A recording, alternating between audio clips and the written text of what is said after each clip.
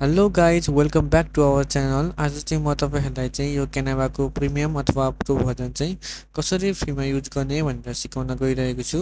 त्यसको लागि चाहिँ तपाईँले सर्वप्रथम आफ्नो ब्राउजर खोल्नुपर्ने हुन्छ। यहाँ चाहिँ मैले क्रोम ब्राउजर युज गरेको छु। त्यसपछि तपाईँले त्यहाँनिर सर्च गर्नुपर्ने हुन्छ बेङ्गो टेङ्गो क्यानभा भनेर। त्यस पछाडि सर्च गरिसके पछाडि त्यहाँनिर बेङ्गो टेङ्गोको एउटा अफिसियल वेबसाइट खुल्छ। त्यो सुरुमै देखाउने गरेको हुन्छ। त्यहाँनिर त्यहाँ गएर क्लिक गर्नुहोला। त्यो पेजमा तपाईँले स्क्रोल गरेर अलिक तलसम्म सार्नुहोस्। त्यहाँनिर त्यस पछाडि तपाईँलाई त्यहाँनिर टाइम देखाउनुहुन्छ। त्यो टाइम चाहिँ तपाईँले वेट गर्नुपर्ने हुन्छ 0 सेकेन्ड नहुन्जेलसम्म।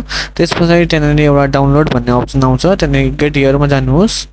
त्यस पछाडि तपाईँलाई चाहिँ क्यानभाको अफिसियल वेबसाइटमा चाहिँ डाइरेक्ट भएर चाहिँ लिङ्क खुल्नेछ र त्यस पछाडि तपाईँले क्यानभा चाहिँ फ्रीमा युज गर्न सक्नुहुनेछ। जस्तो कि मैले यहाँनिर एउटा टेम्प्लेट युज गरेर देखाउँछु। अब मैले यो टेम्प्लेट चाहिँ यो प्रिमियम भर्जनको लागि यो टेम्प्लेट हो।